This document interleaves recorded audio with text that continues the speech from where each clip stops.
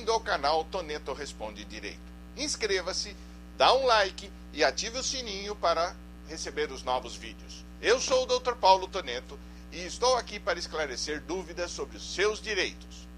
Hoje vamos responder a uma das perguntas de nossos seguidores. Posso mudar de estado ou país com o meu filho? A resposta: existem dois aspectos importantes. Um é o poder familiar e o outro é sobre guardas e visitas. Vamos falar sobre o poder familiar para que possamos entender bem o conceito. Direito e deveres dos pais. Esse é o poder familiar. Está na Constituição, está no ECA, no Estatuto da Criança e do Adolescente. Quais são os direitos e deveres dos pais? Cuidar dos bens e da pessoa do filho. Além disso, são para os filhos menores não emancipados. Ok? Vamos entender quais são esses direitos e deveres que os pais têm durante o poder familiar. Os filhos têm direito à vida, à saúde, à alimentação, à educação, ao lazer, à cultura, ao respeito e à liberdade. Também têm direito à convivência familiar e comunitária, direito ao esporte e à profissionalização. Não pode sofrer, e os pais que têm o poder familiar devem proteger seus filhos sobre a negligência, exploração, discriminação, opressão, violência e crueldade.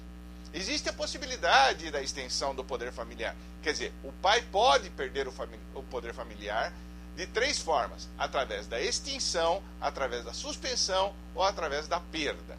Vamos entender como é que se extingue um poder familiar. O poder familiar se extingue, por exemplo, pela morte dos pais ou pela morte do filho. É extinto automaticamente.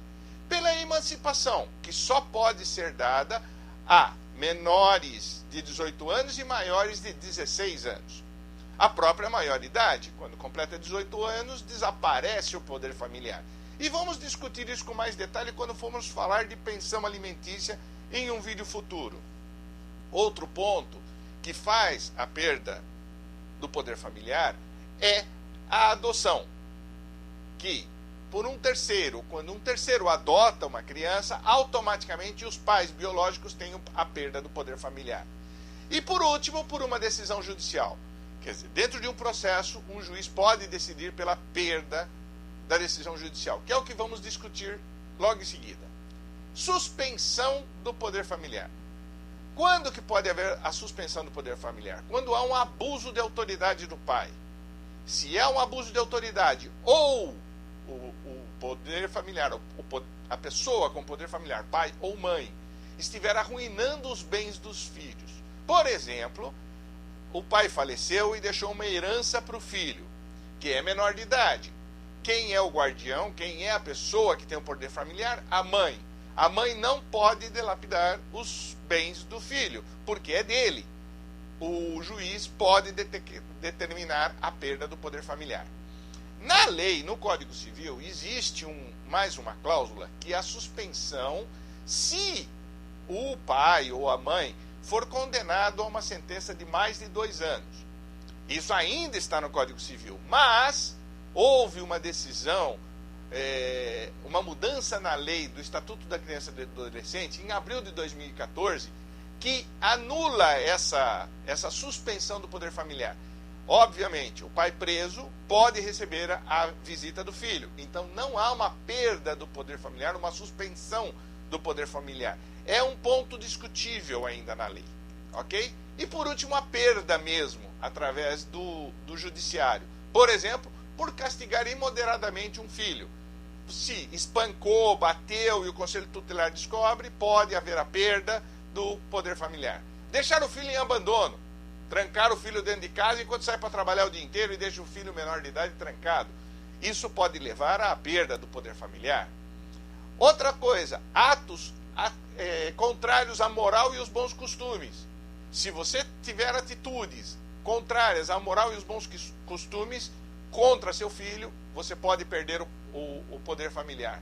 Outra coisa, adoção irregular de terceiros. Por exemplo, essas mães que têm os filhos vão e dão para um terceiro, e esse terceiro, por exemplo, adota o filho, através da adoção à brasileira, que podemos discutir, não é filho, mas adota como se fosse filho. A mãe pode ter a perda do poder familiar. E isso não quer dizer que o outro vai manter a adoção. Isso é uma questão legal que poderemos discutir em vídeos futuros. Outra coisa que faz perder o poder familiar: homicídio, estupro, agressão contra a mulher para terceiros, com terceiros, ou contra o próprio filho. Independe, quer dizer, uma pessoa que agride uma mulher, que comete feminicídio, que é muito comum ultimamente, comete um feminicídio, ele pode ser condenado e também ter a perda do poder familiar. Ok? São graves, hein, pessoal? Nesse caso, o Conselho Tutelar é muito importante a atuação dele. Vamos falar sobre guarda e visita agora. Por quê? O poder familiar. Vamos supor que os pais têm o poder familiar normal, mas eles têm uma divergência sobre o exercício desse poder. O pai quer uma coisa, a mãe quer outra, eles estão brigando, estão se separando. Qual é o objetivo? Uma disputa para reger a vida do filho. Eles vão disputar a guarda, vão disputar como vai ser dirigida a vida do filho. A guarda é um atributo do poder familiar, tá? E se encarga de obrigações, direitos e deveres, como nós já vimos. Existe educação, saúde e assim por diante, tá? Dentro da guarda e visita, para nós discutirmos a resposta à pergunta original, se pode mudar de estado ao país com o seu filho, existe um aspecto. Primeiro, como é que fica a guarda e a visita sem decisão judicial? Se não existe decisão judicial, o poder familiar é dos dois, igualmente. Não há regras definidas, não há proibições e também não há obrigações específicas. Neste caso, as viagens nacionais estão liberadas. As viagens nacionais. As internacionais dependem de autorização. Vamos comentar mais adiante. Então, é importante, se não tem decisão judicial nenhuma, se não foi judicializado a disputa de guarda e as regras de visita, não há proibições, não há regras, porque a lei não especifica, só diz que tem que existir. Agora, se há uma decisão judicial e um dos genitores quer mudar de estado, o guardião ou a pessoa que está com a criança, ou o genitor que está com o menor, quer mudar de estado ao país e tem uma decisão judicial, tem que se verificar quais são as regras das guardas e visitas, porque estão definidas na decisão. Então, não pode haver uma violação dessas regras. As viagens são limitadas a essas regras. Isso é, se define que o pai tem direito de visitar o filho a cada 15 dias, um final de semana, e a mãe muda de estado, esse direito de visita vai ser prejudicado. Então, tem que se verificar isso antes de fazer a mudança. Não pode afastar do convívio. A mãe, por exemplo, quer mudar de estado e levar o filho para longe do pai. Não pode, tá? Outro detalhe importante: relação de guarda e visita não guarda relação com pensão. O pai pode pagar pensão e não ter guarda e visita, ou a regra de guarda e visita ser uma coisa. Ter regra de guarda e visita e não pagar pensão. Não tem correlação entre os dois direitos, ok?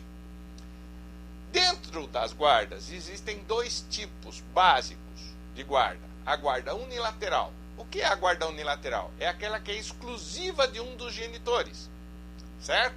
Por exemplo, a guarda unilateral da mãe. O que ela tem? Direito sobre as decisões do dia a dia da criança. Reger a vida da criança, do menor. Tá? Mas, por outro lado, o outro genitor tem direito de convivência, por isso que são estipuladas as regras de visita, e tem direito de fiscalização. Ele pode, sim, fiscalizar o que está acontecendo com o filho. Se não concorda, pode judicializar uma ação para discutir o atual estado do filho. Ok? A outra guarda é a guarda compartilhada. Esta é uma questão que muitos têm dúvidas sobre como funciona. Nós teremos um vídeo no futuro específico para discutir guarda compartilhada. Mas vamos falar no geral agora, só para respondermos a pergunta feita originalmente. Primeiro, a guarda compartilhada é exercida por ambos os genitores. Os dois têm os mesmos direitos de decidir sobre a vida do filho. A responsabilidade é conjunta. Na guarda unilateral, a responsabilidade é de apenas o guardião, de um deles. Na guarda compartilhada, a responsabilidade é conjunta. E as decisões devem ser tomadas em conjunto. Detalhe, guarda compartilhada não quer dizer guarda alternada. Nós vamos ver isso depois. Não quer dizer que o filho vai viver 15 dias na casa de um e 15 dias na casa do outro. Isso não é regra da guarda compartilhada. Isso é outra coisa que vamos discutir no vídeo de guarda compartilhada. O importante agora, para discutirmos sobre a viagem, mudança de estado ou país, nós temos que definir o seguinte: guarda compartilhada é responsabilidade conjunta e as decisões têm que ser tomadas em conjunto. Isto é, se a decisão judicial é de guarda compartilhada, não é possível mudar de estado ou país sem que se reveja estas regras da guarda compartilhada. Ok? Em resumo, respondendo à pergunta: posso mudar de estado ou país com meu filho? Primeiro ponto: pode dentro do Brasil, mas depende da decisão judicial, se existir. Resumindo, pai e mãe, tio, qualquer adulto que tenha uma ligação comprovada com o menor, pode viajar dentro do Brasil sem problema algum e sem autorização adicional. Basta estar documentado. Para o exterior, já é o contrário. Depende de autorização, que deve ser emitida pela própria Polícia Federal. É um documento que você vai e registra na Polícia Federal e autoriza a criança a viajar. Por exemplo, quero acompanhar meu filho até a Disney. O pai quer levar o filho para a Disney. A mãe não vai. Então, a mãe tem que dar uma autorização, independente de decisão judicial, se estão casados, se estão separados, se estão divorciados. Se na viagem for apenas um genitor acompanhando o menor, o outro genitor tem que dar uma autorização por escrito. Pessoal, obrigado pela atenção.